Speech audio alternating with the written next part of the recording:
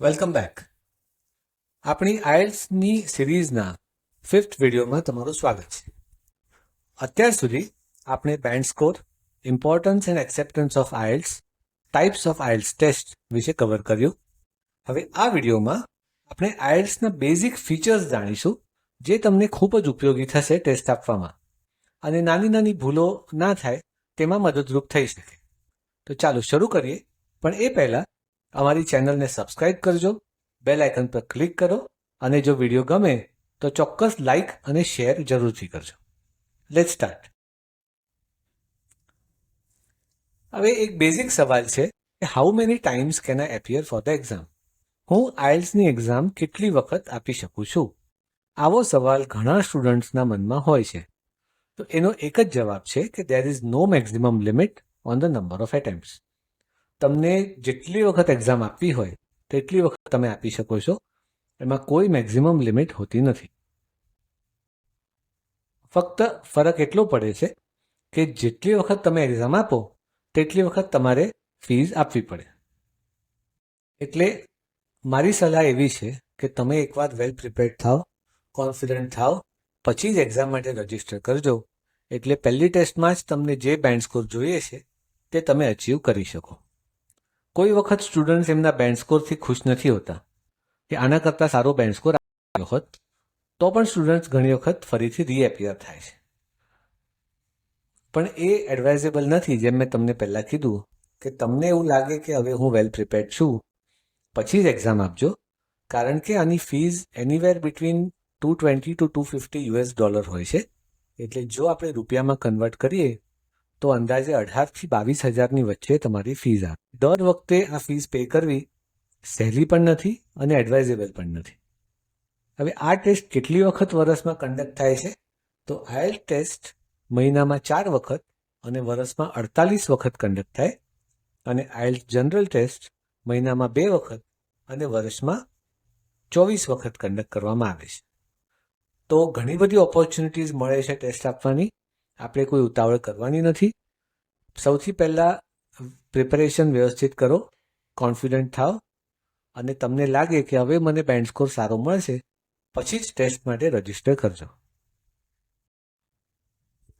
બીજો એક સ્ટુડન્ટ્સને સવાલ હોય છે કે what to use, pen or pencil? તો તમે પેન અને પેન્સિલ બેઉ વસ્તુ ટેસ્ટમાં યુઝ કરી શકો છો, પણ એડવાઇઝેબલ એ છે કે તમે પેન્સિલ યુઝ કરો. કેમ?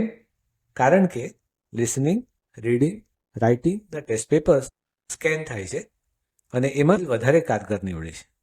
બીજું, પેનથી લખેલો આન્સર તમે કરેક્શન કરશો તો ખરાબ લાગે અને કોઈ માર્ક્સ પણ કાપી શકે. જેમ કે રાઇટિંગ ટેસ્ટ હોય અને તમારે એસે કે કંઈ લખવાનું આવે અને એમાં તમે ચેકચાક કરો તો તમારા માર્ક્સ કાપી પણ શકે. એના કરતાં પેન્સિલ હોય તો ઇઝીલી મિસ્ટેક્સ કરેક્ટ કરી શકો છો. આન્સર્સ લખી જ દીધો છે અને તમને લાગે છે કે ના આ બરાબર નથી, બીજો આન્સર છે, તો તમે બીજો આન્સર લખી શકો છો. અને જો હું પેન કે પેન્સિલ ટેસ્ટ માટે લઈ જવાનું ભૂલી જાઉં તો કંઈ નહીં, ચિંતા કરવાની જરૂર નથી. ટેસ્ટ સેન્ટર પરથી તમને પેન, પેન્સિલ, પેપર બધું જરૂર હોય તો પ્રોવાઈડ કરવામાં આવશે. એટલે હવે શું થશે કરીને ટેન્શન નથી લેવાનું, નહીં તો આપણી ટેસ્ટ બગડી જાય. હવે ટેસ્ટના મોડ્યુલ્સ કયા કયા હોય છે? ટેસ્ટના 4 મોડ્યુલ હોય છે: લિસનિંગ, રીડિંગ, રાઇટિંગ અને સ્પીકિંગ. લિસનિંગ, રીડિંગ અને writing test same day conduct કરવામાં આવે છે અને એક પછી એક તરત લેવામાં આવે છે. એટલે જ્યારે લિસનિંગ, રીડિંગ અને ત્રીજી રાઇટિંગ ટેસ્ટ થાય ત્યારે તમે એક્ઝોસ્ટ થઈ ચૂક્યા હો. એટલે એના પહેલાં તમારે આ ત્રણેયની વ્યવસ્થિત પ્રેક્ટિસ 2-3 મહિના કરવી પડે, નહીં તો તે દિવસે તમારાથી ટેસ્ટ આપવામાં બહુ તકલીફ થશે. ચોથું, જ્યારે સ્પીકિંગ ટેસ્ટ આ 3 મોડ્યુલ ટેસ્ટના 7 દિવસ પહેલાં કે 7 દિવસ પછી કન્ડક્ટ થાય છે અને તેમના વિશે તમને અલગથી ઈમેલ દ્વારા આઇએલ્સ તરફથી જાણકારી આપવામાં આવે છે. જો તમે ઓનલાઈન ટેસ્ટ આપતા હોય એટલે કે કમ્પ્યુટર ટેસ્ટ આપો છો તો શક્ય છે કે સ્પીકિંગ ટેસ્ટ એ જ દિવસે કન્ડક્ટ કરવામાં આવે. IELTS UKVI, IELTS for UK visa and immigration. જો તમારે યુકેના વિઝા માટે એપ્લાય કરવું હોય તો સ્પીકિંગ ટેસ્ટનું રેકોર્ડિંગ કરવામાં આવે છે. એ યુકે ગવર્મેન્ટની વિઝા રિક્વાયરમેન્ટ છે. એના સિવાય સ્પીકિંગ ટેસ્ટ સેમ હોય છે અને બાકીની ટેસ્ટ પણ યુકે વિઝા માટે સેમ જ હોય છે. હવે ફીસ ફોર આઇલ્સ ટેસ્ટ. જેમ મેં પહેલાં જણાવ્યું, fees would be in the range of $220 to $250. એટલે અંદાજે આપણે એને રૂપિયામાં કન્વર્ટ કરીએ તો ક્યાંય 18,000 થી 22,000ની વચ્ચે આ ફીસ થઈ શકે, જે તે દિવસના કન્વર્ઝન રેટ પર ડિપેન્ડન્ટ છે. અને દર વખતે તમે એક્ઝામ આપો તો દરેક વખતે તમારે આ ફીસ પે કરવાની આવે.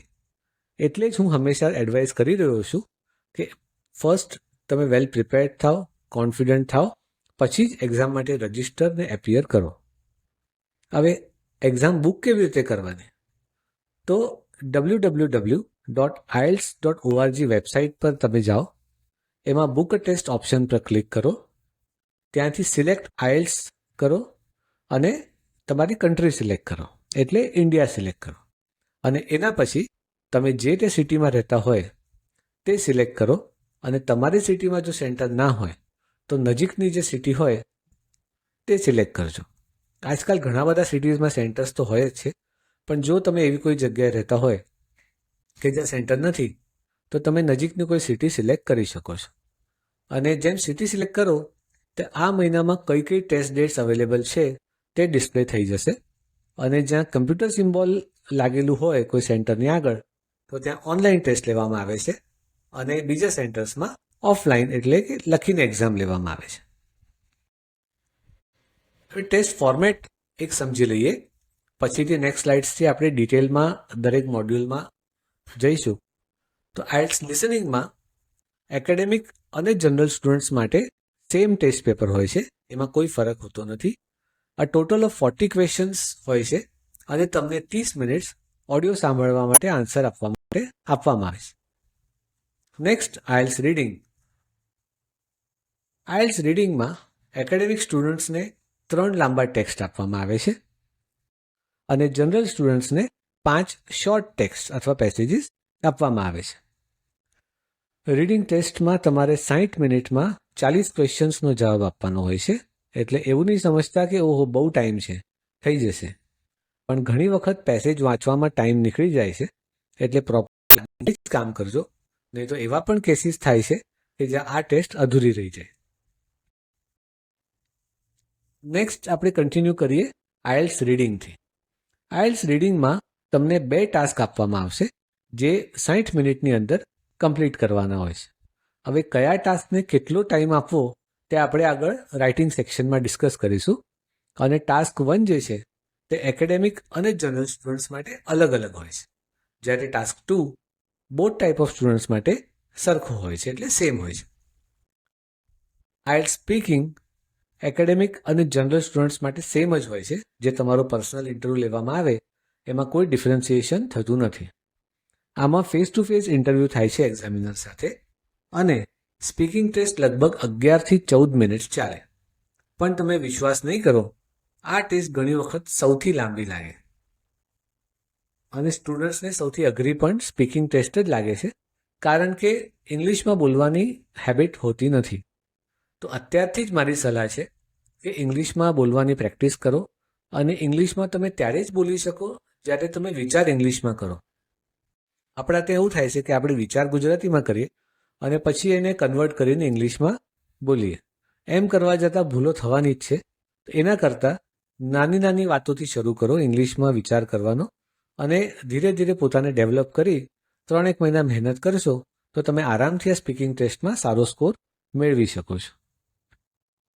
અને જો તમને કમ્પ્લીટ ડિટેલ કોર્સ ઇંગ્લિશમાં જોઈએ છે with practice test, resources and all question type solve, તો ડિસ્ક્રિપ્શનમાં આપેલી લિંક પરથી ખૂબ જ રિઝનેબલ રેટમાં કોર્સ મેળવી શકો છો અને એ પણ લાઈફ ટાઈમ વેલિડિટી સાથે. કોર્સમાં 21થી વધારે કલાકનો વિડીયોઝ અને સ્ટડી મટીરિયલ અવેલેબલ છે, જે અમે ટાઈમ ટુ ટાઈમ અપલોડ કરતા રહીએ છીએ.